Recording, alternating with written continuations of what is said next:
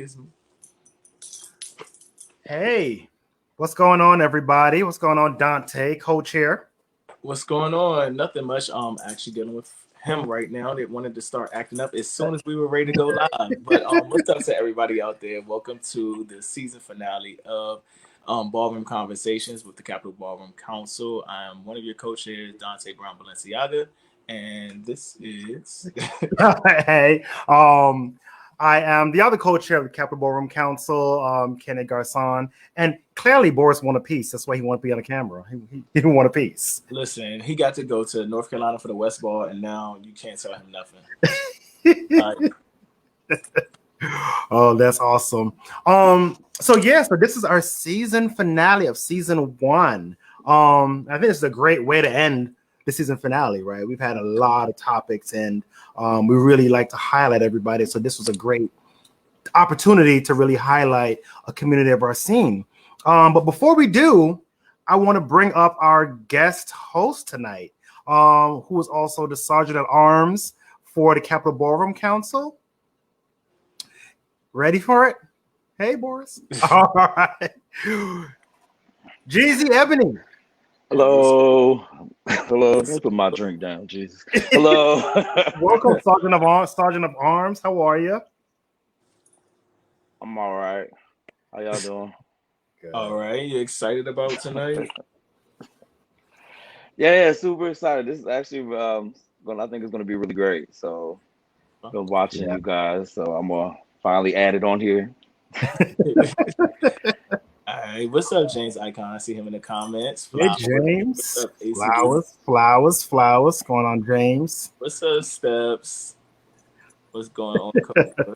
All right, well, let's get the intro going and let's get this show on the road. Let's get this show on the road. All right. Let's go.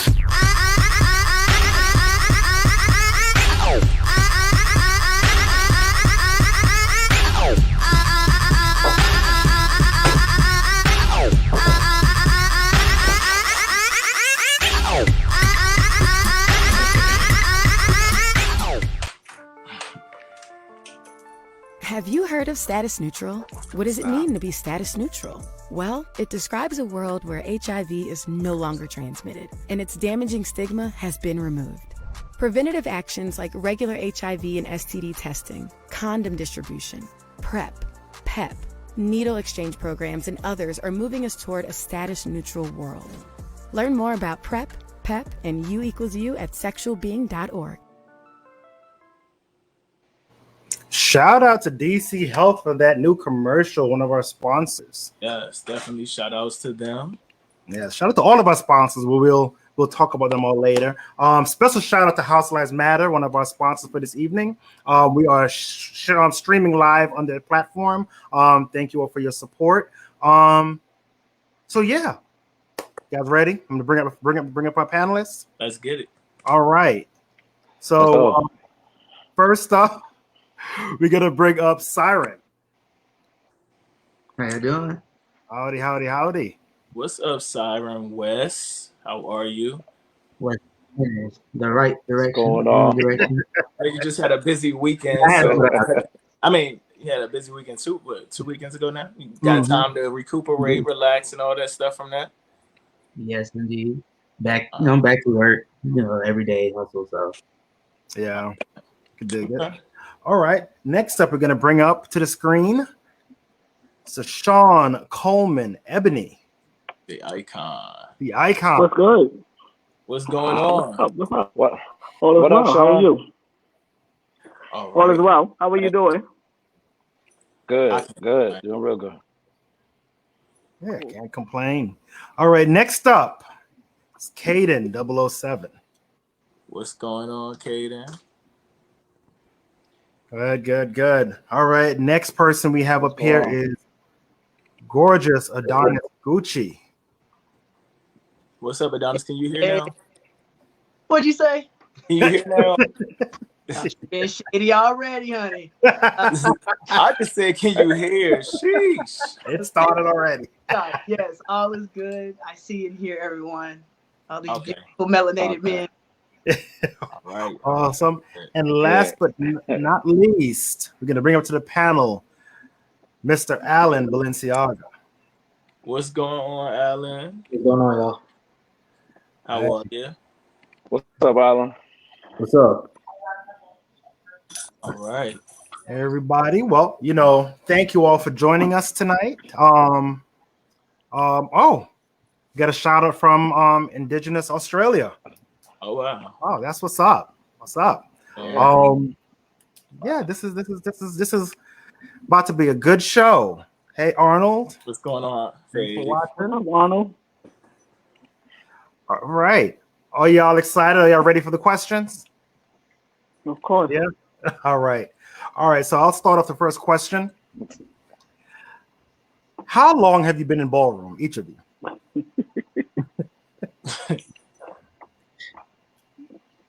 That's a trick question for me.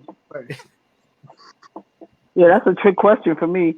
I started walking balls in 1987. Oh wow. My first house was the House of a Baystar. Oh wow. And yeah, after that I'm an original member of House of Revlon. And now EBONY. Yeah. That's awesome. Anybody else? Okay, well, I guess I'll go. Okay, do you want to go? Sauron, I think you're muted. I can't hear you.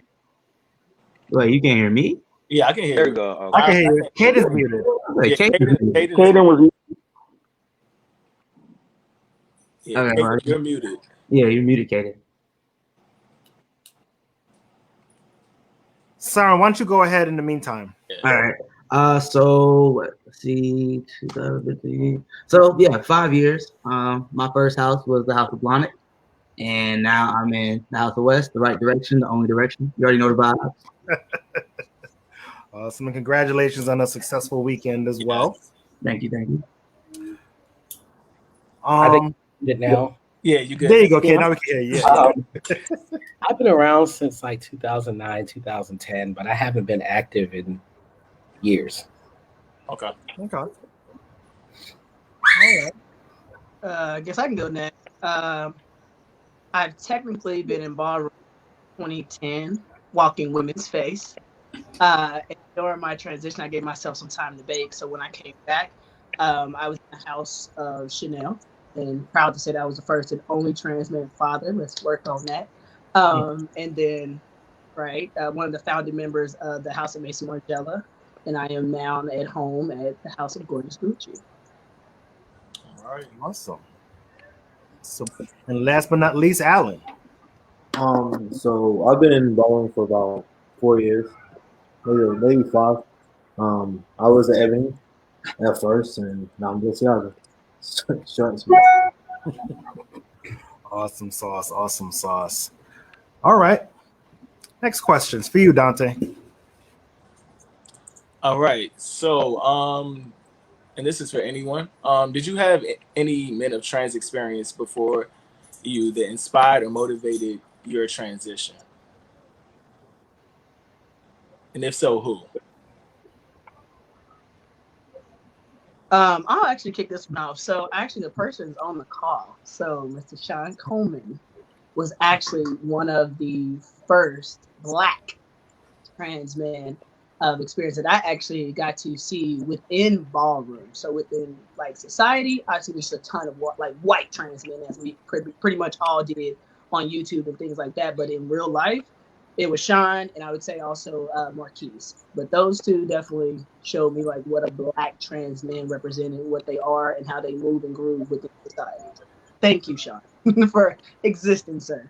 I appreciate you. Thank you. Nice.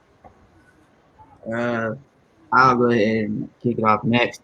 So my actual transition was actually inspired by someone who was not in Ballroom. A lot of trans guys know him. He goes by the name of Kenji or Wolf. That was the first trans man I ever met. My entrance into Ballroom, this person's actually on this call, Mr. Adonis himself. That was pretty much my mentor. someone I knew I could ask anything. You know, we were in the house with Chanel together, so we were pretty close, and I owe a lot of my ballroom knowledge to him. And then as I stayed in ballroom, Marquise and Sean and a lot of the older trans, I started to meet them and pretty much learn from them as well. Awesome. Oh, thank you for that. Sean, he called you older fish. So Older fish. And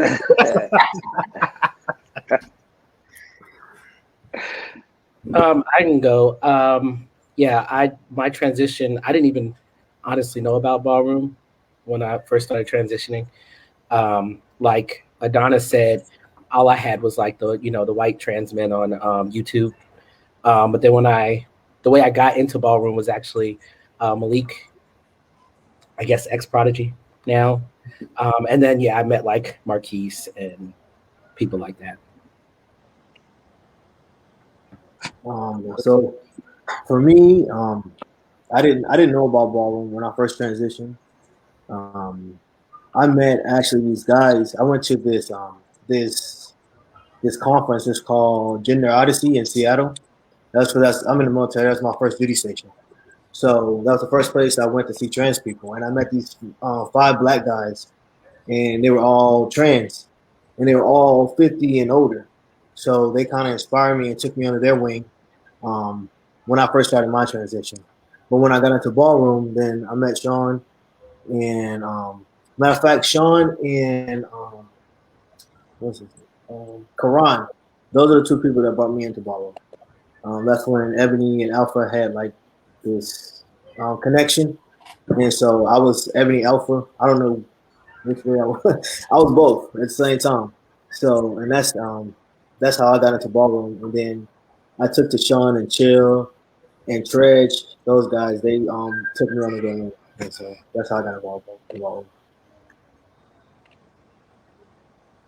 so mine is a bit different because mine wasn't centered around being trans, right? Mine was more centered around finding family and folks that I could connect with. When I started walking balls, it wasn't about trans men really. The category was actually male illusionist. Too many beers. It was male illusionist. So the folks that inspired me when I came out was Dutch Ebony, Kayshawn, Lil D. Those are the folks that, and this was all pre-transition, right? But those were the folks that I looked up to when I first came into the scene and started walking. Oh, that's awesome. Okay. All right. So for our next question, you had something, Dante? What was going to say? No, I just was going to say for everybody viewing, thank you for viewing, and also please share this live to your page, to your house groups, to all the ballroom groups that you're in. You know, share the live. This is an informative but also fun panel we're having tonight.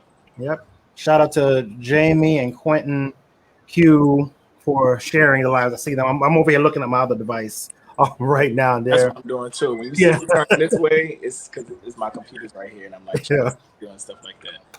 But go ahead, Jeezy. Do you feel trans men receive the respect they should within ballroom? Why or why not? Who wants to start off?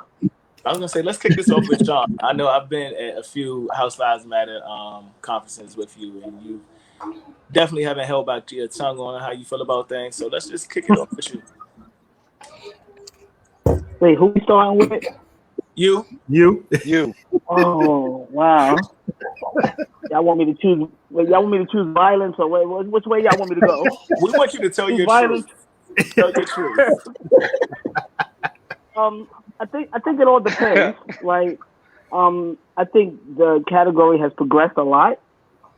I think most folks in ballroom don't know enough about trans men to actually be respected. I think we all should do a better job in educating folks around what trans is outside of ballroom, and then translating it into ballroom, right? I think being trans in ballroom is a little different than my everyday life, right? Ballroom for me has always been kind of like this performance, right? When you see me, it's this, I'm real all the time. I'm always on. So you'll get a different personality, or I'll show up different in ballroom than I will in other spaces. I think sometimes that's not understood completely. I think sometimes, most times, all the times, often, trans men are looked upon as if they're like this new plaything, right? Or I want one. I can't remember how many times I've seen folks put that on their page. Or, oh, he's cute. I want one. And it's like, want one? Like you got a puppy or something that you're gonna play with for a little while and then let go on about their business. I think those discussions need to change. I think, especially when it comes to trans women, they want us to acknowledge the path that they took to womanhood, but will discount who we are and how we feel at the drop of a dime. I think we all need to like really, really have each other's back when that happens. Because most of us on this call, and most of us, especially with spaces like House Lives Matter, you understand what it means to be trans, whether it's masculine or feminine. So we need to be correcting the behaviors. I think trans guys need to come out a little more. Not me, because y'all just said I'm older cunt, so I can't really come out like that. But y'all need to come out and really show out and let them see what it's about now. Like it's a different era from when I was with me. It was more about safety, my realness, right? I wanted to make sure that when they saw me, they perceived me as this heterosexual cisgender male. So I ain't have to worry about nobody fucking with me. Y'all don't really have to worry about that right now, right? No shade. Y'all don't really have to worry about it. Y'all can really show up as your authentic self. And I really think that y'all should come out, show your creativity, and like challenge some of the misconceptions about what it means to be trans masculine. You really actually touched on a lot of topics that's going to come up. That's going to talk about. Yeah, yeah, talk about as well. Yeah. But if anybody else wants did. It's the ginger ale. It's the ginger ale got me there. So if anybody else wants to weigh in on this specific question, feel free to. I wanted to weigh in because actually I just had a conversation with 3 trans men this morning alone regarding Ballroom and the entry of it, or those that's been in Ballroom and just trying to find a place in space, and how they feel about the judging or the unfair judging, not just for the girlfriend panels, just in general how they're being judged. So this is how I'm taking it as someone that's been in Ballroom for a while, and as a father and as a leader. I'm kind of just taking it as a promoter, throwing balls, making sure that when there are balls that have the categories, read the fucking balls, like actually read the categories, because a lot of them misgender us. A lot of them have coming out in like kind of like drags realness. So a lot of times it's okay to reach out to the promoter and give that in moment feedback. Hey, let's work together. Let's fix this category. If they don't want to, that's a whole nother conversation. You know what I'm saying? But I think that at this point now, we just need to start throwing balls, getting more trans men, like Sean said, out there actually walking, so they can stop using the excuse, we don't give y'all cash, we don't because y'all don't show up. And it's more or less like us trying to find, like Sean said, it's not about safety any longer. It's about finding that place that was already etched out for us, already marginalized community, and actually feeling a part of that. So a lot of times it's not like we have to bust down the door like a lot of trans women give their story when it comes to Ballroom, or like setting the path, right? So being first is always the hardest. So now that we're a little bit more visible and we're a little bit more outspoken, I think now in Ballroom is the perfect time, specifically this year with so many balls coming up every week. I think that we definitely need to walk. And like I love open to all categories. Everyone knows I will walk against a butch queen in a minute. I love taking my clothes off, and if they don't have a category for trans men, guess what? I'm gonna walk it. And if you can't clock it, then give me my grand prize. So I think that that's just one of those things that we all, everyone on this call, we definitely have that confidence and we exude that. So why not show Ballroom what it actually is? And a lot of times, who I am outside of Ballroom versus within Ballroom are 2 different humans. And people that know us personally, they got to stop judging us that way, because our job is to give you a person, a persona when we're walking on that panel. Judge that, whether I fucked you or not. Judge that and give me my coin. So that's... I'm gonna piggyback off of that, please. Thank you. Yeah.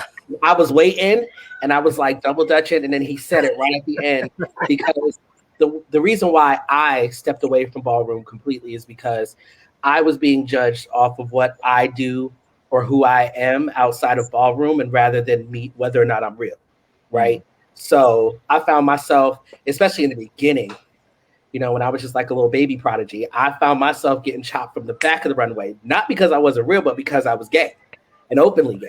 And at this point, you know, being a gay trans man was like taboo. Like that was not a thing. You couldn't do that. And it was always, oh, you out here getting slayed and blah, blah, blah. And I'm like, yeah, but also I'm real. So why does that matter? You know what I'm saying? But it seems like for trans men, you know, when we walk, we have to our background they do background checks and shit. They on Facebook checking our who we fucking or our girlfriend fucked or whatever the case may be. And suddenly, even if they didn't know we was trans to begin with, now we're not real all of a sudden. And that it feels like a waste of time. Not to mention, it's always bring it in a blue collar outfit, bring it in a suit, bring it as an army. Like it's always the same thing. There's literally no creativity. I'm not saying ever, but like for the most part, there's no creativity in the category. It'd be boring. Like, I mean, how many different ways can I bring it as a plumber? Like, you know, that kind of it definitely gets like old, especially when you have all those other things layered on top of it. So no, it doesn't feel like there's very much respect. It's like they just throw us in there. Like, okay, we gonna throw them in there so that we can do the whole, like Sean said, oh, I want to have him and look at that and I need that, I need a piece of that. They want to do that part, but there's a lack of respect that goes along with that. Yeah. Can I just address that really, really quickly? Sure. I think in the very beginning, right? I'm taking back. The way I was taught to walk balls is that they're judging you from the moment you step foot in the door. In the realness category, the moment you step foot in the door, they're judging you. When it comes to trans man realness, all of us on this call is real. So then it breaks down to who's the alpha male out of all of that. So they start to pick things apart. They start to like peel back the onion, if you will, to try to figure out whatever they can use to say that you're not real. It's undeniable that all of us look like men, act like men, and live like men. But in a competition, it's going to be, okay, now who's the alpha male out of these 5 that are on this panel? And then the other thing, while I don't agree that it's fair that folks will judge you outside of ballroom for who you are and how you live, that was always what it was about, because it wasn't about being perceived as a gay male. It was being perceived as a cisgender heterosexual male. So if they can, again, if for whatever reason you don't fit that mold, even though you look real, like all the butch queens that walk butch queen realness look real, what makes them the alpha male? So I'm not defending how they judge, because I think it's wrong, but I just think that has always been baked into ballroom to judge that way. Yeah. But I feel like they do that only for trans men, because I know for a fact that it'd be like 90% of the thug realnesses are getting bent over every which way right after the ball and before the ball, and nobody cares about that. Like, not saying they don't actually care, but it's not as ingrained as it is when it comes to trans men. You know what I'm saying? And I get it. Like, I get what you're saying. I absolutely agree. I hear what you're saying, because I know that, but also that's something that takes away, like, why is it that, you know, cisgender gay men, it doesn't matter how gay they are outside the ballroom, as long as in the ball, they're perceived as heterosexual cisgender men, but then trans men, because we're all real, even though all the butch queens are real too, we're all real. Now we got to get into how they getting and who they getting and why they getting. Because now you're looking at a girlfriend circle, and if we're going to keep it a buck, that's all it is up there, is a girlfriend circle. So they may be scheming on who they're going to bend over that night, and you may be, he might let me, but I know he going to go. So it still breaks down to you're entering into a space that has historically not been our space. That's their space. Yeah. So they can decide that they want to judge it that way. Not right, but they can decide that that's how they want to do it until we come and shake it up. Yeah. But I was going to say at the end of the day, because I've had commentators intentionally misgender us, and I see we have like Deion Christian on the call, and it was actually at his bar, and we had a conversation about it, because the commentator was like, "Come here, girl." And, you know, I say girl like in a joking, loving, you know, like other bad words we're not supposed to say. But it's the way he continued to say it. He was like, judge her. And I'm like, okay, honey, I'm not drunk. I'm not like, you know, I hear you. And I just, you know, let it be. But little things like that have been an issue within ballroom. So I would say, I think that, like, if it was started with male illusionists, I think any sense of femininity, and if they believe that trans all, because they always put us all together, all trans men are rooted in femininity, which is not true, because even prior to transition, a lot of trans men did not associate with anything feminine. And we already know your gender, your expression are not always the same. So I think that that's an educational piece. And again, shout out to House Lives Matter. And also shout out to James Icon, Mario Balenciaga, Jamie Balenciaga, just certain individuals that throw balls and make sure that those categories are clear, make sure those judges know what the hell they're doing and what they're properly judging. And also, like, there's just so many commentators that have called out individuals within the ballroom scene for being completely transphobic, specifically towards trans men, and intentionally misgender us, either it be on a post, we can do this all day, on a post, which I'll let that be because that's social media, but specifically in balls, not only is that degrading to our character and who we are presenting to you, it's like not saying our name and keep calling us by our dead, our birth, or given name. All that form is disrespect. So the moment that we clap back, it's seen as a feminine trait. Like, girl, calm down, you're doing too much. And it's like, no, you're fucking disrespectful, right? And just because I walk a thug category, because we assume thug means alpha male, which you just highlighted, half of them just got out of prison. They was like, well, I used to, do, performance, just got out of prison, girl, now I'm walking thug realness. I mean, come on. But, no shade to anyone that's giving what they're giving, but at the same time, allow us what we're presenting to respect that. If you have questions or, hey, if you don't see it, say that. Just say, I don't see it. But that whole misgendering thing that they do often, and I'm not saying they as in all of ballroom, I'm saying there are specific individuals. And for those that are a part of alliances or have different chapters that can help and control that, let's get a list or something where we can vet these individuals if they've been transphobic in the past. Just because you're queer is just a qualifier. We know it's not a unifier. So just because you're queer does not mean that you belong in this space. So if we're going to gatekeep other individuals coming in, let's gatekeep those that are actually in there and get their toxic ass out of here. Yeah. I got one thing. Go ahead. I would say one thing about it too. I think they try to judge us the same as when it comes down to butch queen runners. Whereas we're talking about two different things, as we all know. We're talking about with sexual orientation, because as a butch queen, they're already a man. Their manhood is already fully established when they hit the floor. They already know that. Whereas I feel as though we're trying to prove to them they feel as though we're trying to prove to them that we're men because of the trans in front of it. So when it comes down to it, a lot of times they'll try to judge us the same way. Whereas a lot of the butch queens are putting on a show, because I've seen some of them. They walk on the stage, they're one way. They win, they'll switch off and everything else. You know what I'm saying? Whereas we're saying 24/7 because this is who we are. This is our life. We're just giving you a glimpse of it, or I'm just bringing it to you the way you asked me to bring it to you. But all of us aren't thugs. All of us aren't, all of us aren't that guy. But when we walk into ballroom, that's who we are told that we have to be, because that's the only category. For our category, bringing in black. If you bring it in black and you have on something other than a t-shirt or some jeans or probably something like that, you probably ain't gonna make it. And we all know that. You could try it, but you probably ain't gonna make it. So I think it comes with also, if ballroom is gonna grow, everybody has to grow. So you're talking about the toxic people. Well, it comes with educating and growing. The category, as Sean said, on education on the category, this category has grown over the years. So it wasn't always trans man realness. So with it, the education about the category, because a lot of them don't even know what it is. They really don't even know who trans men are. It's what they think we do. But our lives and trans women lives are totally different. Like the stuff they go through and the stuff we go through is totally different. But because they both say trans, then they automatically assume that we're the same. So I think that's part of the issue as well.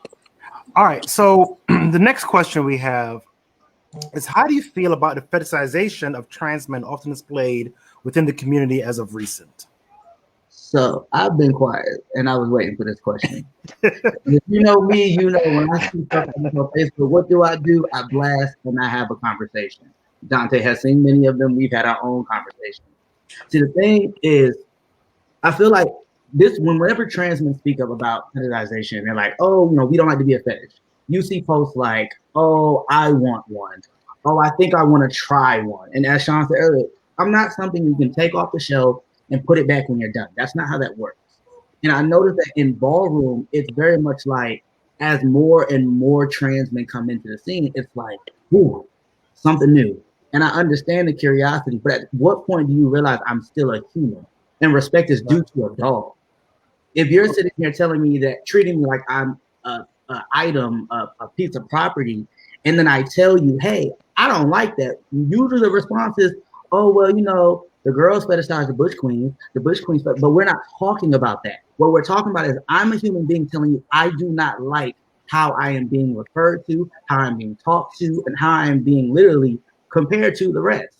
But that seems like whenever trans men speak up, it's y'all are being sensitive, y'all are being emotional, you're acting like a girl. Maybe the hormones are too strong. All the things that you should not say to somebody, but these are the things that are said. But how often, when trans women are attacked, you don't get that. You get a rally of support. But when trans men speak up, it's a little bit different. And that bothers me.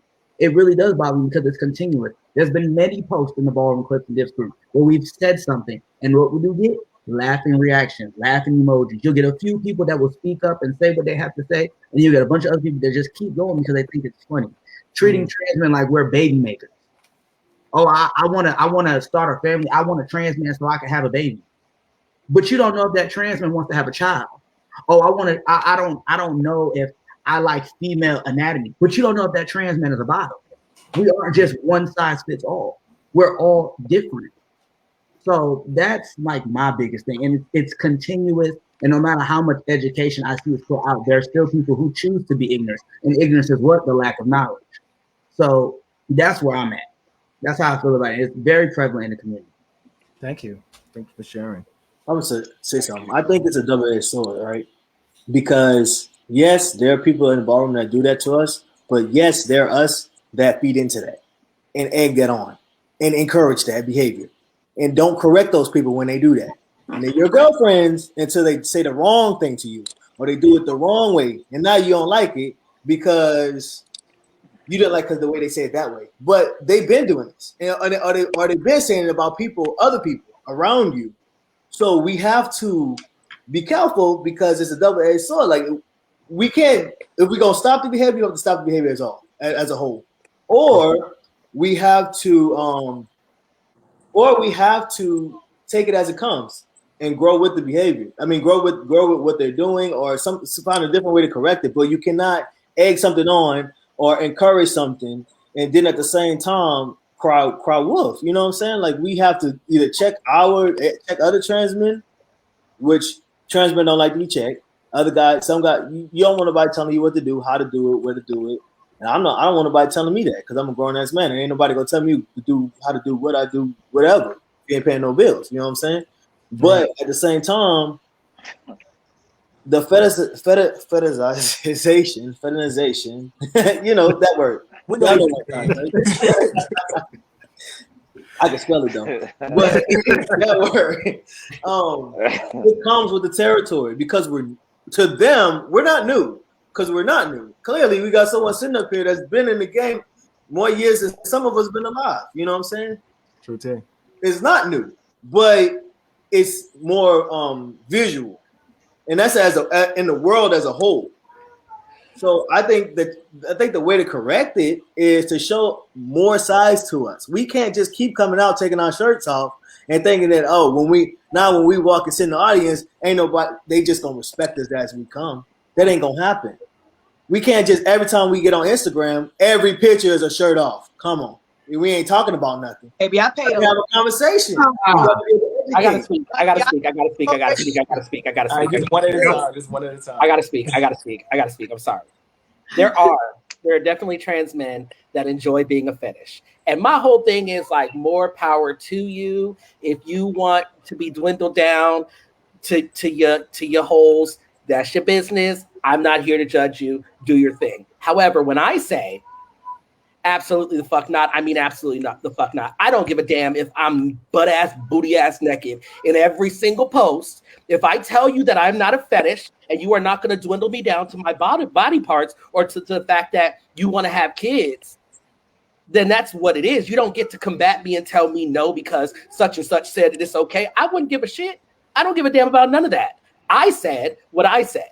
And then as soon as I speak up, now I'm girl this and not girl like, hey girl, it's girl like, oh, now see you being that's that female. Now that's how I can tell that you're a girl. And it's like, oh, now I'm a girl. I was just the nigga that you wanted to date because you just find me so attractive, but I'm so different and blah, blah, blah, blah, blah. Now your true colors are showing. And that's why that shit is disgusting, because at the end of the day, all they see is the aesthetic and a walking, talking vagina and uterus. And that shit is not okay. And I wouldn't give a damn. That's like saying, honestly, no shade, Alan, you know I love you down. Brooklyn is great, by the way. I am saying that's literally the equivalent of saying, well, if women don't want to be catcalled and raped, they should put on clothes in every single one of they posts. Because I have my shirt off does not mean I'm proud of my little nipples and things. I paid a lot of money for it. I want to show it. I should. We all pay a lot of money for it. That does not mean that you get to treat me with a lack of respect, especially when I speak up and say I'm demanding this respect. And because you feel like I'm a lesser than man, and it's all built in misogyny. We're gonna really call it what it is. It's misogyny, and they really all see us as girls still. They see us that they don't see us as men. They see us as women trying to be men. So they feel like they have that superiority over us, right? So then they feel like when we go ahead and speak up, they're gonna overtalk us. They're gonna say, "Oh no, you just doing this, and you just being feminine and da da da da da da." And I'm sorry, that's never okay. I wouldn't give a damn what I'm presenting to you. I don't care if you saw me on Jack, Grindr, BGC, goddamn Adam for Adam, Craigslist. I don't care where you saw me at. Right. If I say that's not okay, it's not okay. Because the same way you want to get yours, I'm going to get mine, but I'm going to get mine respectfully, and I'm not just taking disrespect from any old body just because you think that you can have me and my body is not mine. Absolutely not. No. Right. I understand that. And that's not what I'm not saying that it's okay, right? What I'm saying is let's just think about how the world works and how things work, right?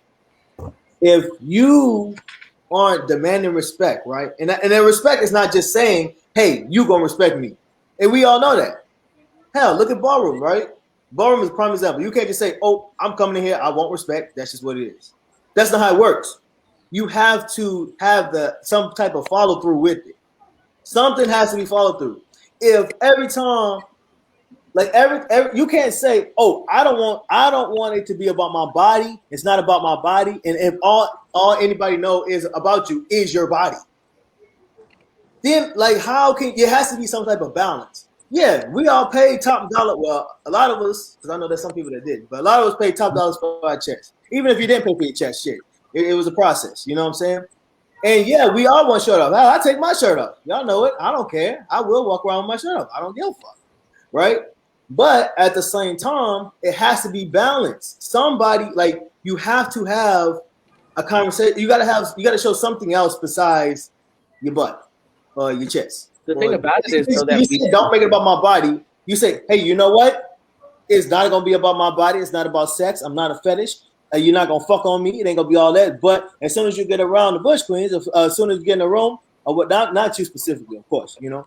Or as soon as you get around anyone, it's like, oh well, your shirt off and this and the third is happening. You can't realistically. Now we could talk hypothetically. We could talk how it should be. Yeah, everybody should be respected. I don't care if you're a crackhead walking ass naked down the street. You should still be respected. That's not how it works, though.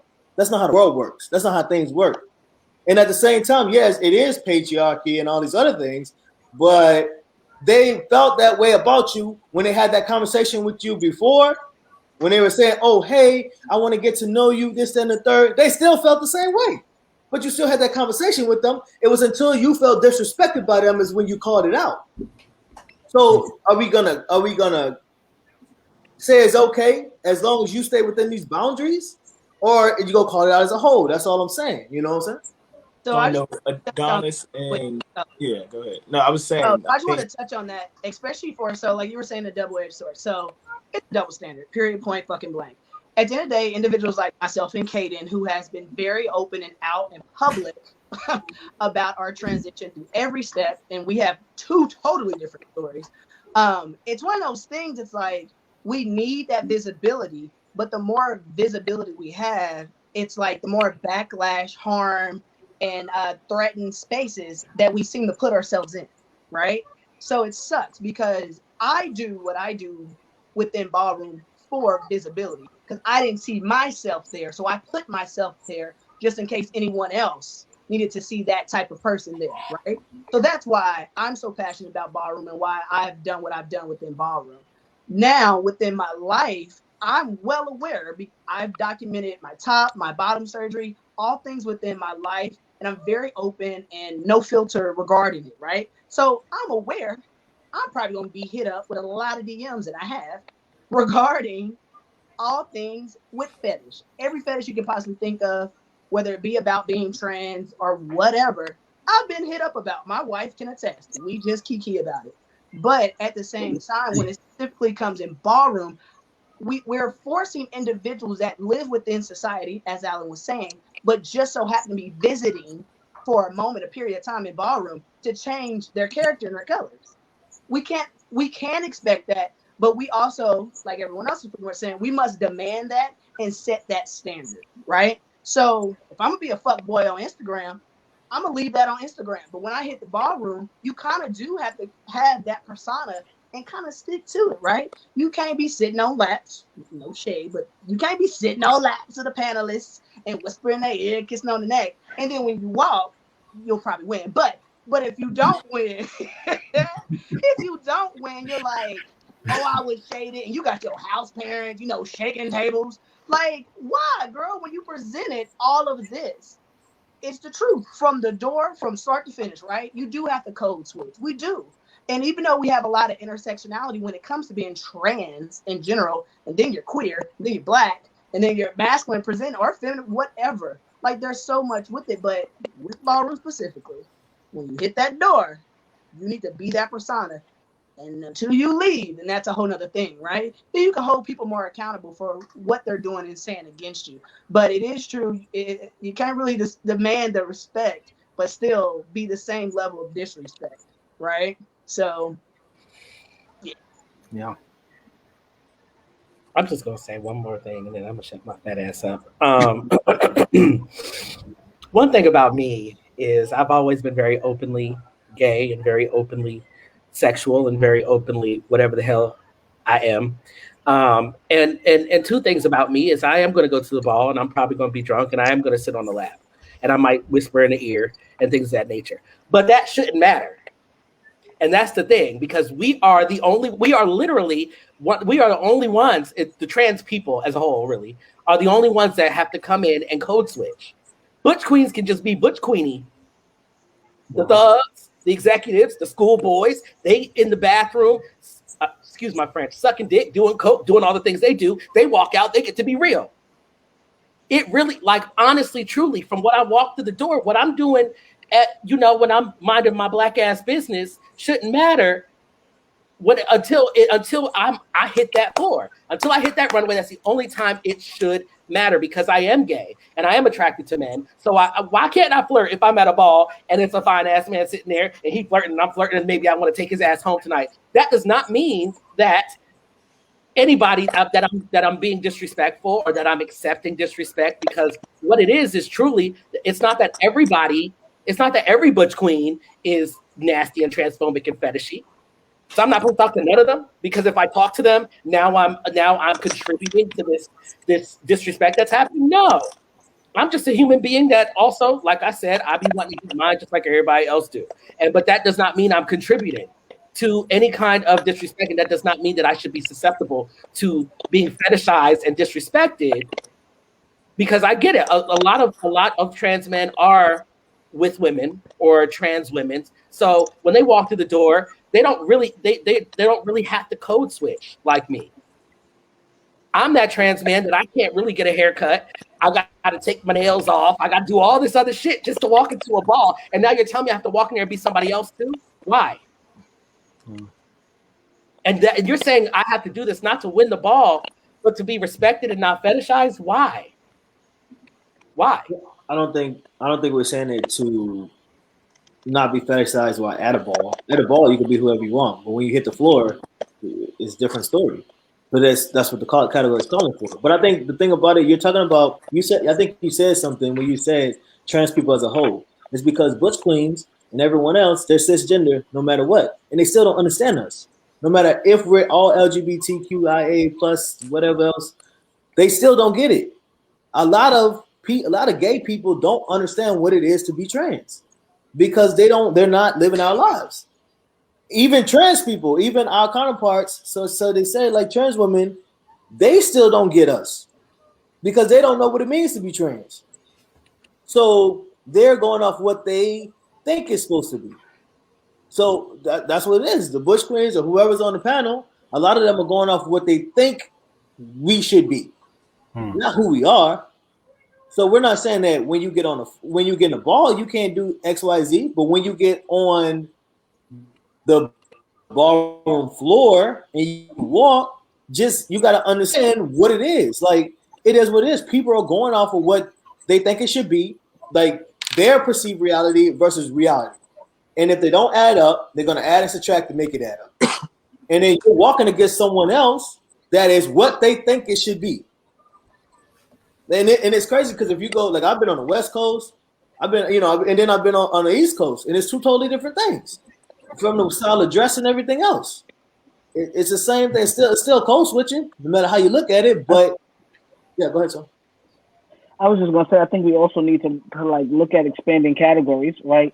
For realness is one idea. You have this idea what realness should look like, but who's to say you can't come in and walk Bazaar or Runway or Vogue Femme or something like that? We also need to like really, really get creative with the categories that they're making up for trans men, so you get an opportunity to come as your authentic self. Love that. Love that. Love that. Yeah. So thank y'all for that. Thank y'all for being so transparent. And sharing Absolutely. with us as well. The next question and some of y'all's responses kind of led right into this. Siren, I do want to start with you on this one because I know that there was a specific post and hold on, I need a question. It's coming back. Do you feel there's a disconnect between trans men and trans women at times within the community? I do, and honestly, when I answer this question, I'm speaking actually like really from my own experience, mainly because I started transitioning in like 2013. So where I lived, I was stationed at Fort Drum, upstate New York. That city only existed because of the base. So within a 300-mile radius, I was the only trans man that I knew, to my knowledge. I didn't have my first encounter with a trans woman until I met a butch that was in the House of Blonde. That was my first time even talking to a trans woman. The second trans woman I met was Mila Balenciaga. Mila is the one who educated me and allowed me to understand the existence of trans women. Because up to me, I was just like, okay, I'm a trans man. Why I thought a counterpart for me didn't exist, I don't know. That's literally ignorance on my end. But I had to literally go through the motions of understanding what trans women go through, their transition, how it works, the process, how long it is, what they do, what they don't do, what they like, what they don't like. But what I'm noticing is that there isn't the same effort when it comes to trans men. The willingness for trans men to appear in those spaces and defend trans women isn't reciprocated. And I don't know if it's because of a lack of knowledge, a lack of wanting to know, but it happens. Now, I will say in the last year and a half, I have seen like a lot of trans women, like when trans men get spanked, I've seen a lot of trans women step up and say, this is wrong. We shouldn't be doing this. Don't treat them like they're fetishes. I've seen that. But again, it still ties back to what Kaden said and what Adonis said about this whole misogynistic, the mindset and the patriarchy. And I'm not trying to offend nobody when I say this, but this is what my thesis is. A lot of trans men, before we transition, whether you were living your life as butch, whatever, when you at some point, like when you were being identified as female, in society, you already know women are taught to be seen and not heard. Men are allowed to be vocal, they're allowed to be angry, but they're not allowed to be emotional, they're not allowed to show emotion. So you have two different groups of people who are raised in a society where they can only be one way, and then they just swap. So while you have some people are recognizing like, this is how I was brought up, now this is the new privilege I have, others are acknowledging that this is the new privilege I have, and I ain't worried about what privilege you got. There's literally a disconnect, mainly because people don't want to take the ownership and saying, I need to learn about my counterparts. I need to know what my counterparts are going through. I need to put myself in their shoes. You can't ask for people to support you and advocate for you, but you can't do the same for your counterparts. And my biggest issue with a lot of trans women is when I do vocalize and say, yo, this is kind of wrong. I don't really like the way you said that. Oh, yeah, you're being a girl. Oh, it's not that deep. Trans men are so sensitive. And the post that you're even talking about, I won't say the name because I ain't giving nobody no clout.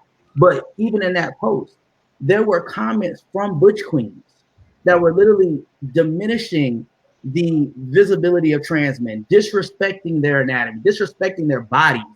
And then there were trans women that thought it was funny.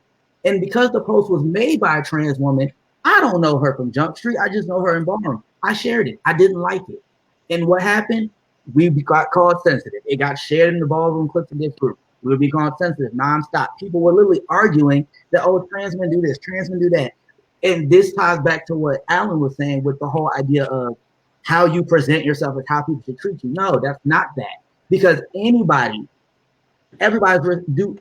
deserves respect. Me taking off my shirt and on social media doesn't mean I should be disrespected. I could be a model. If I'm getting paid to take off my shirt, now what? I got to accept everybody else? The same thing goes for sex workers. I can't sit here and say, oh, trans women who are sex workers should be disrespected because that's their occupation. No. So I'm not going to say the same thing about trans men. So I just feel like when it comes to the trans men and trans women, because we're not willing to educate ourselves on what we go through in life, we're so focused on who has it worse and who has it better, that disconnect continues to be there. Huh? Yeah. Anybody else? Kaden? Yeah. So I have been saying this for years, and I get a lot of backlash for saying it, but I'm going to just be honest.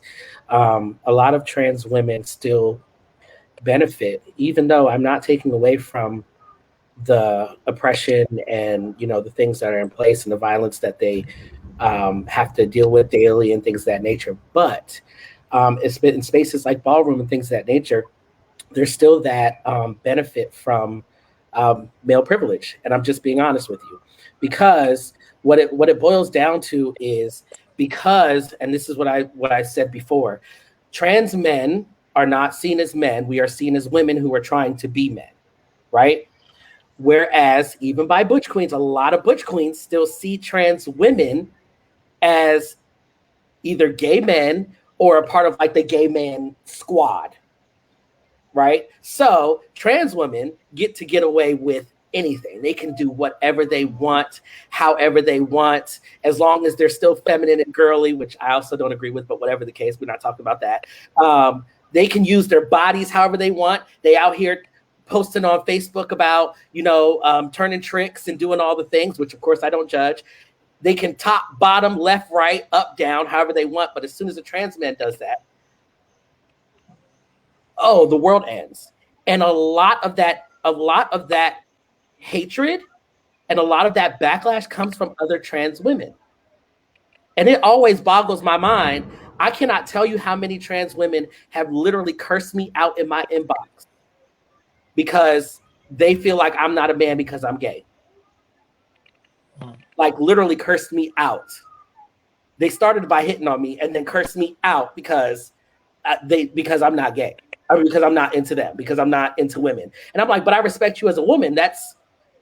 I'm respecting you. I'm not dwindling you down to your, no, but now all trans men are sensitive and they boxed us all into this one group, but you can't do the same thing to them. You just can't. But all trans men are the same for a lot of trans women. There are a lot who aren't like that way. And those are the only ones I really associate with. But I see those types of posts all the time, like all the time. And they dwindle us down to our parts just the same. So I feel like there's a big disconnect in that space. And I feel like there's a lot of education that needs to be had on both ends. Anyone else? So I wanted to say, so a conversation we had at one of our House Lives Matter, I think it was in Dallas. We spoke about the generational gap. So I have a lot of great bonds, and a lot of my mentors are trans women. And what I've learned is, I guess I will compare it to Ballroom back in the day when they were worried about losing their friends to deaths of AIDS, right?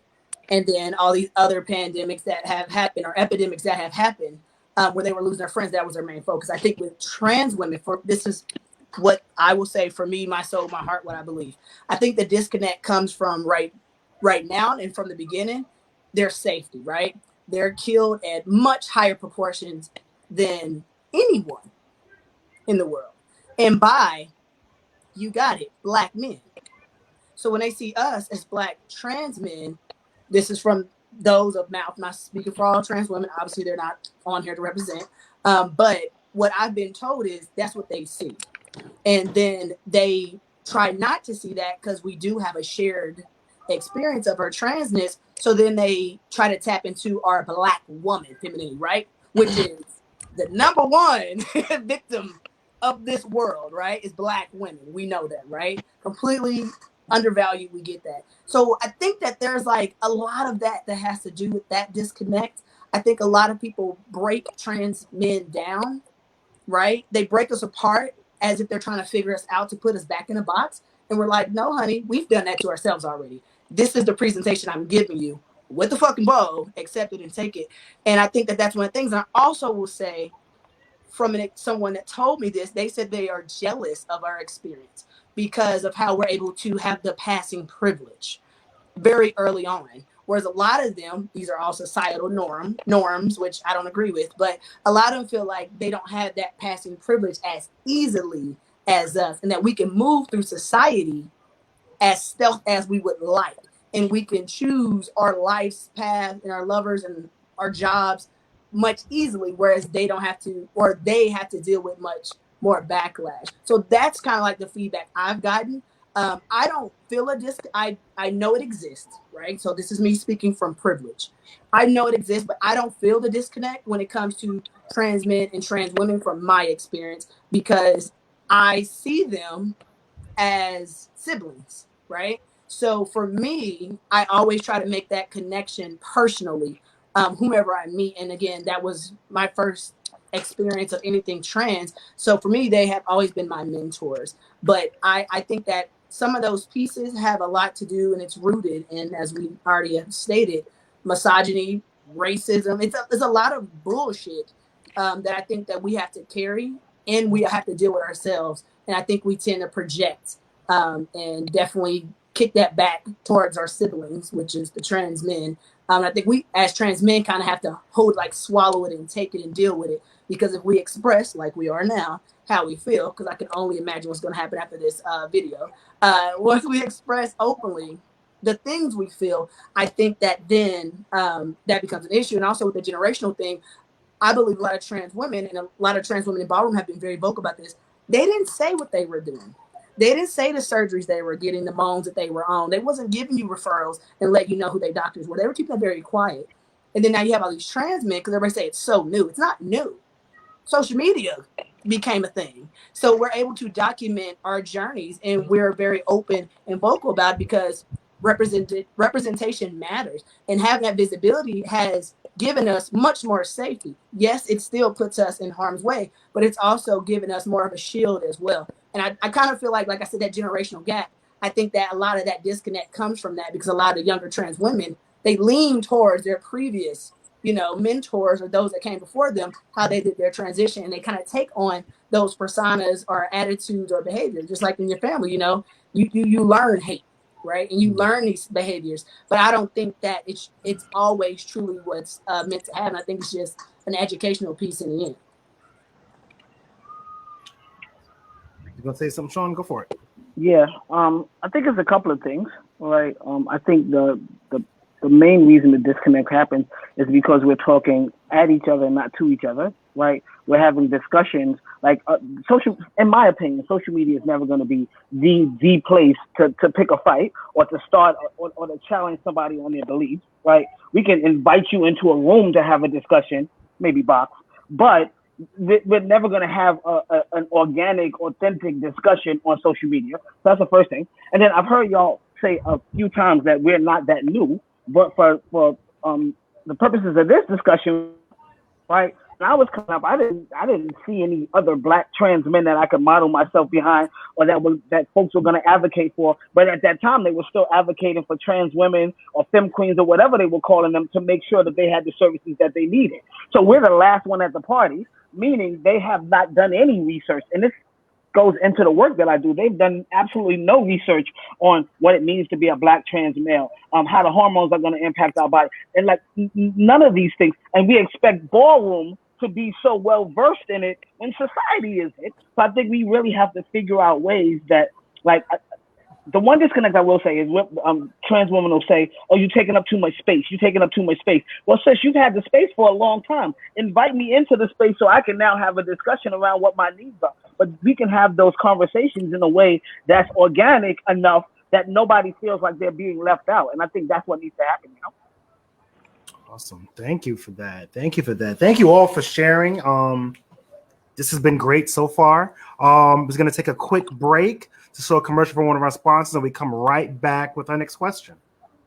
Step up, prep up to help keep you free from the risk of HIV. Descovy for PrEP, a once-daily prescription medicine that helps lower the chances of getting HIV through sex. It's not for everyone. Descovy for PrEP has not been studied in people assigned female at birth. Talk to your doctor to find out if it's right for you. Descovy is another way to PrEP. Descovy does not prevent other sexually transmitted infections, so it's important to use safer sex practices and get tested regularly. You must be HIV negative to take Descovy for PrEP, so you need to get tested for HIV immediately before and at least every 3 months while taking it. If you think you were exposed to HIV or have flu-like symptoms, tell your doctor right away. They may check to confirm you are still HIV negative. Serious side effects can occur, including kidney problems and kidney failure. Rare life-threatening side effects include a buildup of lactic acid and liver problems. The most common side effect was diarrhea. Tell your doctor about all the medicines and supplements you take, or if you have kidney or liver problems, including hepatitis. If you have hepatitis B, do not stop taking Descovy without talking to your doctor. Ask your doctor about your risk of HIV and if Descovy for PrEP is right for you. Get help paying for Descovy for PrEP. Learn more at StepUpPrep.com. All right, welcome back, everyone. Welcome back.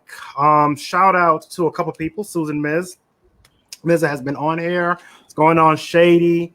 There's another from Jonathan. Yes, you're welcome. There's a question from. I saw Q on here. I'm sorry. Oh, I was talking about Q. Q's been participating on there. Oh yes. Q. Shout out to Q Garcon for me. There's so many names, but this is a very, very, very active conversation. We see a lot of people chiming in the group. Sonia Raya, yes, we actually did a panel for Mother's Day. Sunira, thank you. Yeah. I was trying. I'm so sorry. Yes, we actually did a panel for Mother's Day with all trans women. If you go to visit our Capital Ballroom Council Facebook page, you'll see the video up there. So the next question is actually going to come from Jeezy. Oh, all right. Is there a stigma attached to men of trans experience and sexuality?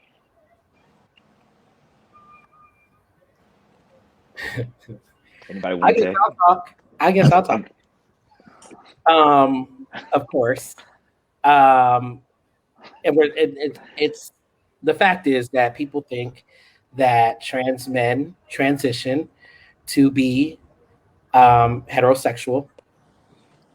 They do not take into that's literally just like a lack of understanding of the difference between gender and sexuality. However, when we're talking about stigma, what it turns out to be is if you are anything other than the cisgender heterosexual normative cliche trans man, you are seen as less of a man. You're not as much of a man as the other trans men. And that type of shit literally irritates me because it pits trans men against other trans men because now they're all in competition to be seen as a man enough, which is why there's so many DL trans men. Trust me, I know. They out here doing the things that I'm doing loudly. They're doing it quietly because of the stigma attached. If anybody finds out, they will not be seen as a man anymore. So they got these girlfriends and these wives, and they're on Jack'd and Grindr getting their everlasting lives. Trust me, I know. There's a reason why they do that. It's not necessarily that, if there weren't certain things in place that they would be ashamed. It's because there are things in place, not only by society, but especially in like ballroom and stuff like that. Like, I personally, I'm pretty sure everybody, all the trans men on this call know, I get talked about like a damn dog, like a dog. Like I am the nastiest, filthiest, dirtiest, little nastiest little trollop in the world. And I mean, granted, I am pro-ho, but Jesus Christ, I'm not that damn bad. But because I'm a trans man, I've literally been told that like I'm not supposed to do certain things. I'm nowhere near as bad as most of these butch queens are and things of that nature. However, because I'm a trans man, and I don't know how many of y'all remember this, and I'm supposed to protect my cavity, as I was told by that lovely trans woman, I'm not supposed to do anything. I'm supposed to protect my cavity. So yes, there is a stigma when it comes to sexuality, especially when it comes to us being gay or openly gay and openly sexually gay. Cavity, like cavities, like you couldn't just say no. Cavity. It's just a cavity, like It's a cavity. You saw how Siren fell out because he was a part of that conversation. She said, "I'm supposed to protect my cavity." That was a thing for months because I just could not believe that was said to me, but also that it was said to me by a trans woman. I was like, "Are you okay?" So I'm supposed to protect. She literally said that.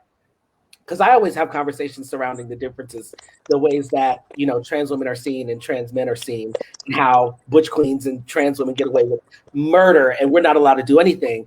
And so I always have dialogue around those conversations. And she came on my post and literally said, yes, trans men are supposed to be, I guess we're supposed to be more selective with who we fuck and how we fuck because we're supposed to be protecting our cavity. The cavity of life is what she was referring to for anybody who's confused. But okay, so I think two things. One, right? I think gay trans men experience the same stigma that gay black men experience in the heterosexual world. No, like we don't. It's the same. No, we don't. I don't know. No. Okay, I don't know. Well, I'm just. No. I'm gonna say the reason why I'm gonna say yes. You see what I was going with that. I'm gonna say yes and no. So in the black community. Yeah. That, but more so like within the actual community, it's not really the same. And I kind of have learned exactly what that feels like. So starting my transition, I dated women. Somewhere down my transition, I kind of became more so. Well, I've always been attracted to men. However, once I transitioned, I was more comfortable actually embracing that. However, I pretty much said I wasn't dating any men. You know, we could do whatever we do, but that's it. I'm gonna be with a woman. It wasn't until I ended up dating a trans man that I started to kind of see just how trans men who date men, what they deal with. It's very much like you have to be, it's kind of like what black men deal with. Black men have to be almighty alpha male, masculine, strong, no emotion, whatever. Trans men are pretty much put in that same box. You can't be a feminine trans man. You can't be an androgynous trans man. You have to be hyper masculine. And that's the narrative. All the time. That's the narrative. So when you are a trans man who chooses to date men, be it trans or cis male, now you're put into this box of, well, who got the bigger balls? And the reality is, I ain't got none. So guess who naturally got the bigger balls? So there is a stigma, nonsense, and it does come into that. And it's just really about like the space that you're in, the mindset that you're in, whether you succumb to that pressure to be someone that you're not, or whether you're secure within yourself to be who you really are. And then there's also the hate that comes from other, like people that you're not dating, constantly kind of disrespecting you because you are trans. So like, for example, just about everybody that I've dated has had somebody, especially if I've dated somebody in Ballroom, has had somebody hit them up on the side, like, you really gonna be with that trans man? You know you're gonna go back to real dick and balls. Like that is constantly a literally a dick measuring contest, because there's like this idea that my being a gay trans man is kind of like taking up their space. I really don't know what that whole thing is, but that comes too. So it's not, you know, like Alan was saying about like how what gay men experience from heterosexual people, it's coming at you from every avenue, like literally every avenue. People are literally like attacking you, your person, your being, your persona. You become just this gay trans man and nobody sees a person anymore. So I kind of wanted to kind of touch on like the whole sexuality with being trans and what testosterone does and how it can alter it. So like for me, prior to transitioning, I was actually openly engaged to be married to an openly gay man. So even living my life as a, I guess, lesbian or bisexual woman, I still dated gay men. It's just what it was. And they actually is this a thing for like DL gay men that date women? Like, is that a thing? Because TikTok says it is. But so that's kind of like how my life was. Like, gay men didn't really want to, like, admit that they were attracted to, a woman. And I was not a masculine woman. I kind of gave you that Aaliyah allure. You know what I'm saying? Like, the long hair, baggy pants, little tight shirt, right? So I kind of gave that, and like gay men, I just dated them. They were attracted to me. Was what it was. But when I transitioned, I started to have more of an attraction for cisgender heterosexual women. Right? It's weird. And then later on, because I'm almost past 10 years, the attraction kind of is just what it is. Kind of very fluid, but still towards more of that masculinity, whether it's within the male or female shell. So for me, I only mention that, bring that up because we already are fucking dealing with our own internal shit when it comes to the stigmas that are attached, the shame, the guilt, the vulnerability that we are forced to allow or afford other people to experience with us, right? So we're already dealing with that internally. So externally, personally, I don't give a fuck about whatever stigma that is placed on me when it comes to that because I've never cared, right? But I do understand a lot of people deal with this on a much heavier level. Gender dysphoria is real. Let me tell you. And when there's a lot of gatekeepers within the health community, I know Sean can speak to this, honey. And then to know that there's case studies that don't even record us to actually assist us with the needs and resources that we need and we should be afforded. Like that's a whole nother thing when it comes to mental health. So for a lot of people, it's a key. Like, it's a stigma. Everyone has a stigma when it comes to your like sexuality. No, not like us. Not like us. And I'm not trying to sound like a victim, but we kind of are victimized when it comes to this. Because again, it's not like people don't understand and it's like we're gonna keep this thing because it's too hard to explain. No. I didn't come into my transition to be a walking encyclopedia or a walking Google to educate you on basic necessities of how to be fucking respectful, right? Yep. So if you already internally, because that's really what it is, you already internally have your issues and your own stigmas with your own sexuality, and then you're placing those on me. Like, damn, think about the weight of those. Because I would say, I don't know if anyone's openly experienced or have felt depression or any anxiety because of that. But for those that I've spoken to, they're no longer here because of those things. So I only put that heaviness out there to be mindful of the things that we do and say. Like it's not normal. These are not normal things. So to have these stigmas about us and our sexuality, this is not normal. So let's fix that and rectify that and just stop the shit.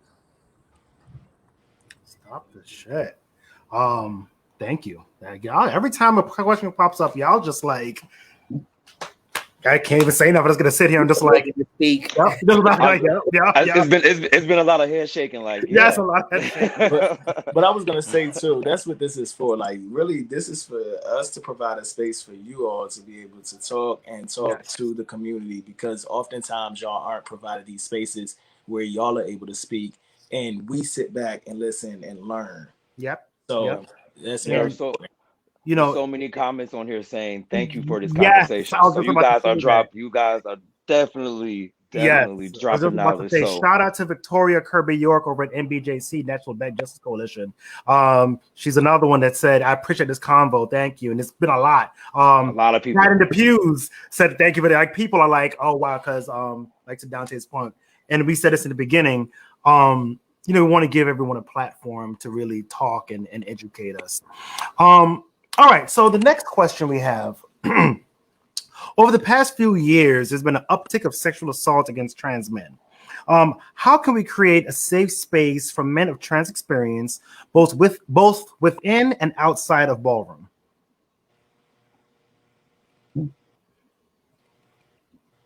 Go ahead, anybody. So I am triggered by this question. I'm just going to be very honest. It always burns my ass when people ask victims how they can stop the predators from victimizing them. Drives me fucking nuts.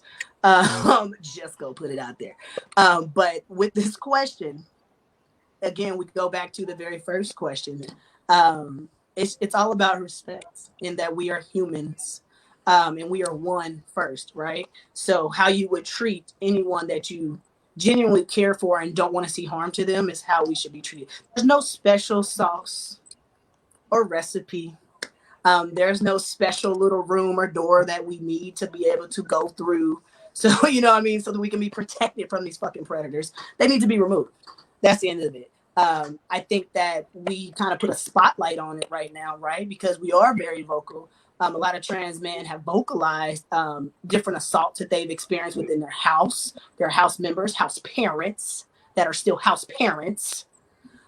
So things like that, like we have vocalized that, and a lot of those things have been brushed, under the rug. Again, I think it's a cultural thing within the Black and brown community, specifically within the brown community, within the Black community, where we kind of hide that, like that's the uncle, that's the assaulter. Let's just not have the kids buy them, right? And we have that within the ballroom community. We literally have those leaders like, that's just how they are, girl. Just don't hang out with them, after a ball type shit. And it's just crazy to me, like. At some point, we really just have to remove those predators, because they're not just victimizing us, they're also victimizing others. And they probably already were victimizing these individuals, and then they got to us. Right. I'm just saying. So for me, with that question, it's a huge trigger of mine to ask the victim how to stop being victimized. But since I'm sorry, go ahead, Katie. No, go ahead. But since we are asking the question, it comes down to accountability. Like Adonis just said, we all know somebody that has exhibited those types of behaviors, and we laugh and joke about it. So the next discussion, perhaps, that you guys have should be around what does accountability look like in ballroom, and how do we begin to hold those folks that have been participating in these types of behaviors for years, and whether it was against trans women or trans men, or those young butch queens that come in the scene looking for guidance. A predator is a predator, and they just gonna prey on those folks that they perceive as weak. So if we know that exists, it doesn't just stop with trans men. We need to eliminate it, period. And we all know it exists. So what are we gonna do about it? That's the question. Right. I was gonna say that yes, I agree with both. I definitely agree with both. But there's also the thing about just believing people and not just writing them off. I feel like a lot of people treat us trans men like they treat Black women. It's no shade. It's always, they might be just looking for clout, or what what he give, you know how he get down. And when we say stuff, I know personally, I've posted, and I'm just gonna put myself out there because I don't give a fuck. I posted a few times about a particular person who sexually assaulted me. And it wasn't like blatant rape. However, it is sexual assault when you take there's a lot of cisgender butch queens that are putting holes in condoms, taking condoms off mid-sex, et cetera, trying to get trans men pregnant. And that is also sexual assault. And I've posted about that mad times, and nobody's ever come to me. And also, even the people that do know about this person, is because this person is known in the scene. It's given like, let's protect him. It's very Bill Cosby, R. Kelly about the situation. Oh, well, him, and his Vogue is cute, or his drag is cute, or whatever the case may be. And it's like, okay, well, that happened, but like, oh fucking well. Like, so it's accountability, but also believing people when they say that things have happened to them, because that's just not happening. Agreed. I think also too, it starts with those small conversations that y'all are having amongst each other, and you've heard them. A lot of people have heard the comments, what I would do to him and all those other type things. That's when you check them. You don't wait until we have a panel. You don't wait till you get on Facebook. You check the person in the moment and you address the behavior. You start letting people know that behavior is not okay with you, if that's truly what you want. If you truly want to start protecting people and start creating an environment, a safe environment for people, you have to start with those conversations when you're in those drunken moments, and when you're in those individual moments. And personally, I think that there should be some type of, in each house, there should be some type of person that's trained to deal with sexual assault. Because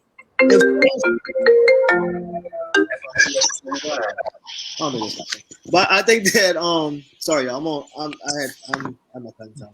But I think that when it comes with sexual assault, people they need help. They need professional help, and some people can't afford it. And they need to be able to talk to someone. And you need to be able to train other people what it looks like. Because it's not just, oh, I'm just going to aggressively attack someone and rape them. That's not what sexual assault looks like all the time. And someone that has been sexually assaulted, sometimes they're going out and having more sex. Because that's a tale of sexual assault. And some people go to it, some people run away from it. So it looks different amongst different people. Some people are doing drugs to hide the fact. You know what I'm saying? Like, we have to get Ballroom has become more than just what it started out to be. It has become more than that underground scene, that small underground scene in New York. It's become more than that. So we need to grow with the scene. The scene needs to grow. We need to put measures in place for things like that. You know, it's awareness. Sorry, but that's my point. Damn. Thank you for that. Yeah. Real talk. Thank you. All right. All right. Again, thank y'all for y'all's transparency and your vulnerability on some of these topics. Because as we were putting it together, it was like, this is a little heavy. Yeah. So that's why we tried to mix in some of the stuff in the beginning too, because we were like, this is a little heavy. But you know, there's always someone out there that needs to hear someone else's story. So that's why it's important that even though the conversation, the questions sometimes are uncomfortable, for us to have them and have them in a public way, so more people can hear and know that they do have community behind them. Dante, you ready for your question? Yes. All right. I think we actually. We actually answered that one, right? Yeah. Anyone else want to chime into that one? Or you got be good. Nope. Good. All right. All right. So this is our question. Share one thing you want to say to all the trans men out there watching this stream. So I'm man, that's a lot for one thing, but I'm gonna pick the one thing that I know resonates with me, specifically in Ballroom, because I made this mistake. A lot of the times when you come into a new scene where you're kind of pressured to be this person that you're not, don't fall victim to that pressure. Be you, because I made the mistake of allowing other people to make me dislike certain people because of their situations with them. When you're a trans man, it's like they pit us against each other in Ballroom. And a lot of the times you don't realize that's happening until you've severed and ruined possible relationships with people who really can be your family. Like, when it's all said and done, all of us as trans men, like, we all walk a different life, but the one thing we have in common is that transition, that uniqueness, the things that we deal with in our transition. So what I can say to all trans men out there coming into Ballroom, walks of life outside of Ballroom, build these relationships with your trans brothers. Don't let people create these beefs and these issues based off of who is the alpha male and who's not. Just literally, like, get to know each other, because we all we got. Like, this panel is what it is because we can all come together. So imagine what it looks like when all of us everywhere come together. So yeah.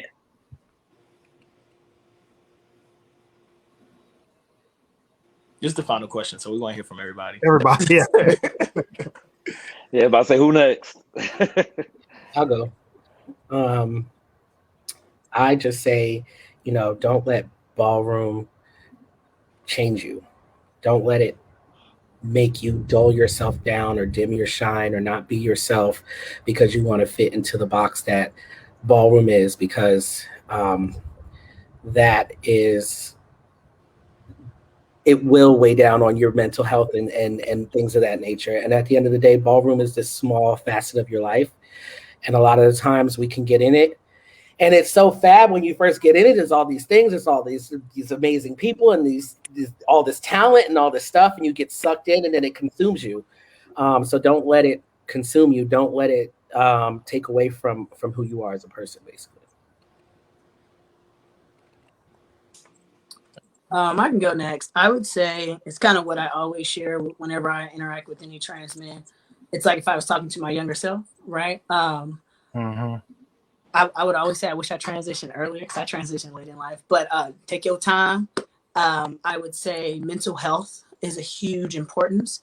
It should be a priority over anything you do. That's just my personal advocacy. And also, everything you need is currently within inside you. Period, point blank. I believe that wholeheartedly. So the things that you are seeking, whether it be from other individuals or the entities, trust me when I tell you it is inside of you, whether it is now or later you come to that realization, but trust yourself.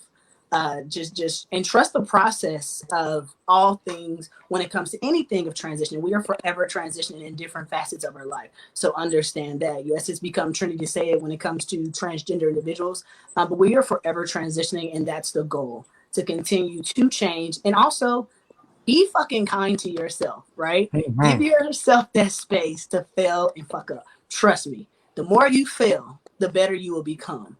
Trust me. And you ain't gonna share it on social media because social media is the devil. But I would say sometimes some things that we do share, because I know Kaden's shaking his head. Some things we do share, I'd be like, damn, I shouldn't have posted that. But then, I get all these inboxes like, oh my God, I thought I was the only one, right? Yeah. It's just so many things. So, just kind of balance that. But mental health, seriously, because you want to be mentally stable and grounded when you go through this transition. And like I said, there's so many different aspects of it, whether you're choosing hormones or surgeries or none of it, being stealth, whatever your life path is, find that purpose and passion with that in you. Because trust me, you already got it. Love that. And don't transition for ballroom. Please do not transition for ballroom. Whatever you do not transition for ballroom. That's another panel. That's another panel. I'm just saying, just throwing it out there. I'll go ahead after. I like what you do. So I would say learn who you are and validate and accept yourself. You sound low. You can't hear you. Can you hear me now? Yes. Okay. I would say accept yourself, validate yourself, learn who you are.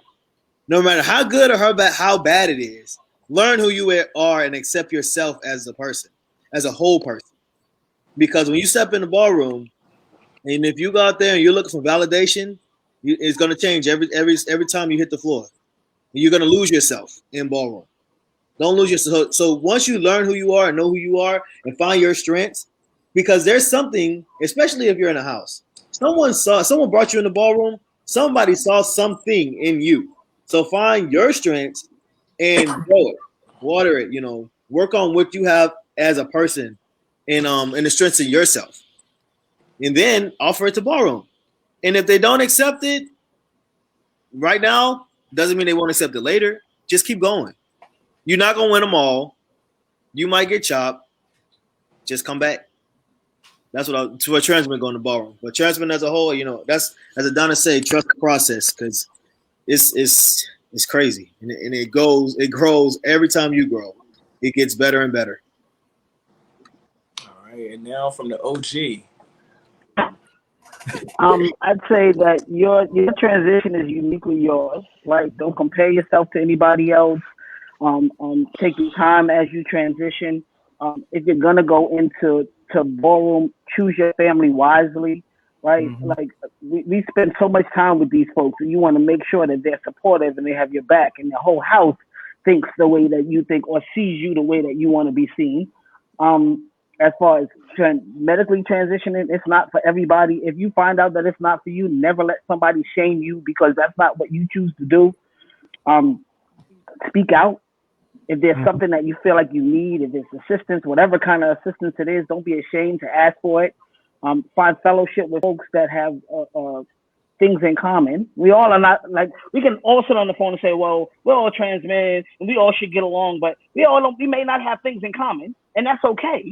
Like, find your tribe, and once you find your tribe, it becomes so much easier. I have friends that I've been friends with for like 25 years, right? That's my tribe, and I don't try to step outside of that.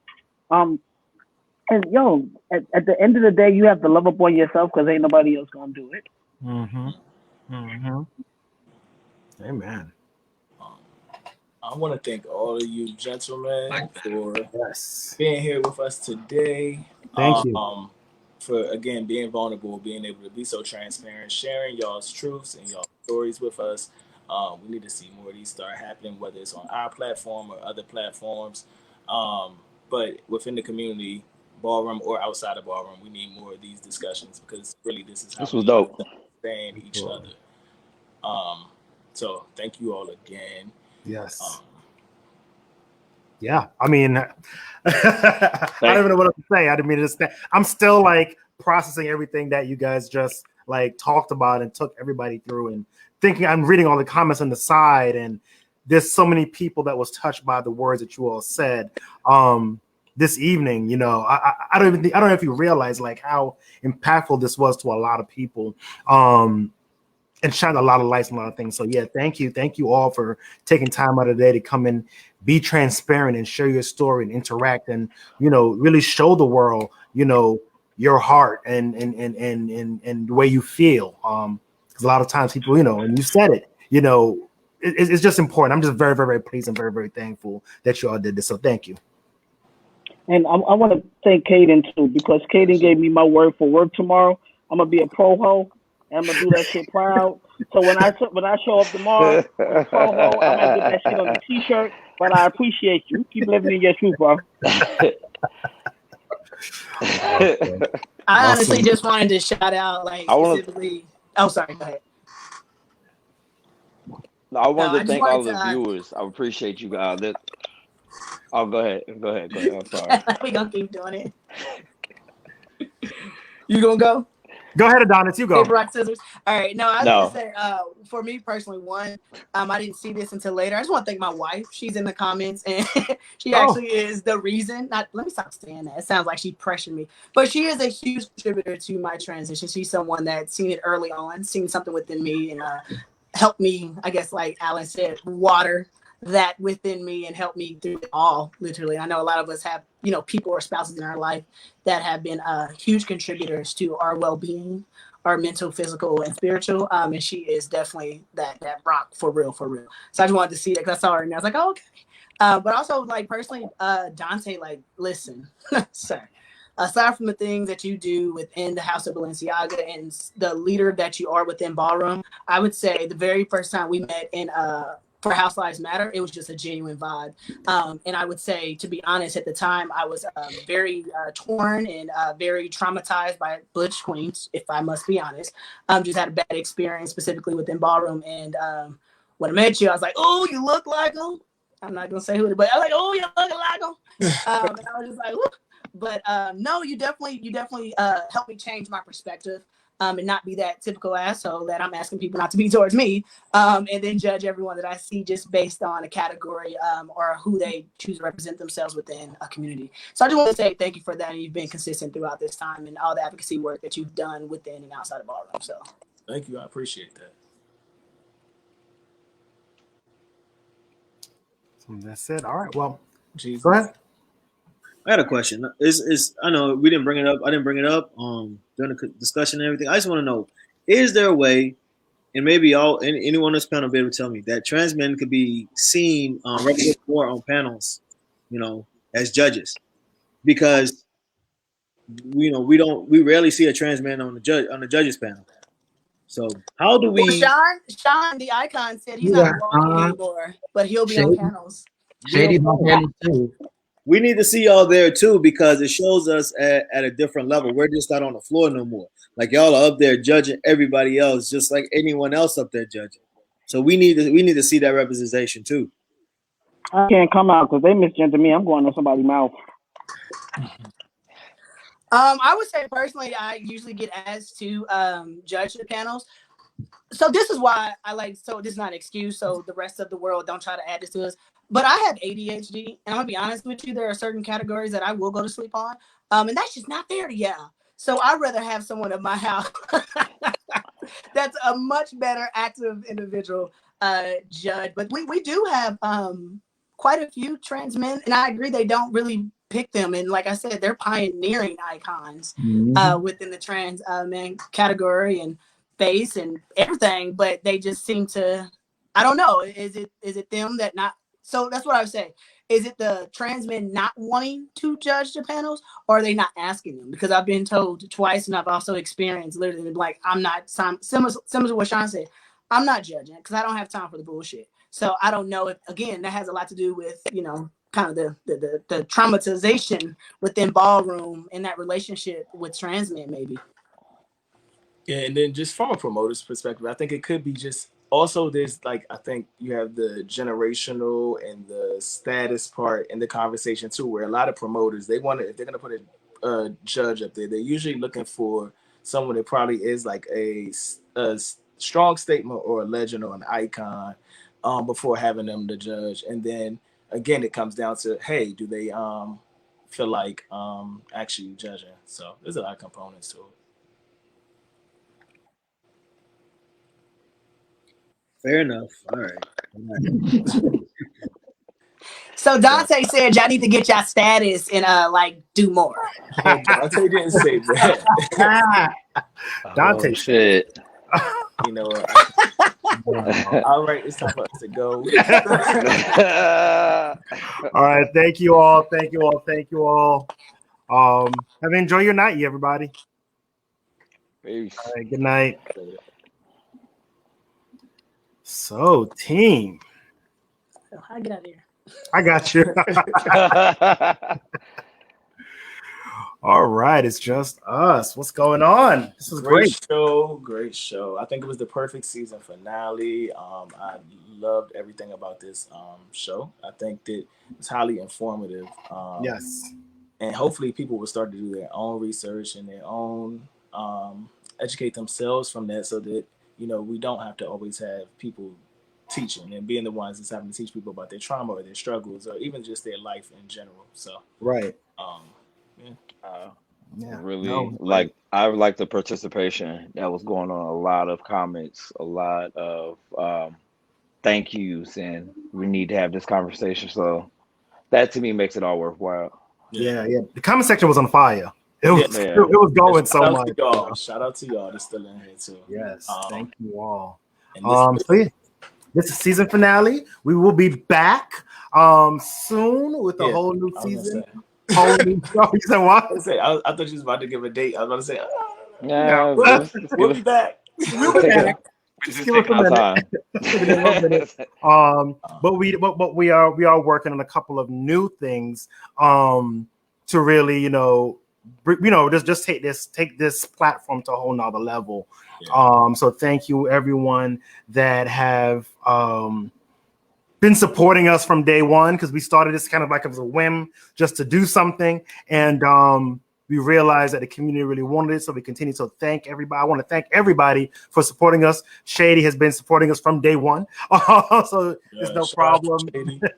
We understand you had to make that money. Make that money. I get it. I'm just really thankful for everybody. Thankful to our supporters, all the panelists we've had from day one, all the way from what Racine all the way down to like down here. We've had quite a group of people that have taken time out of their days to come and join us. So thank you all.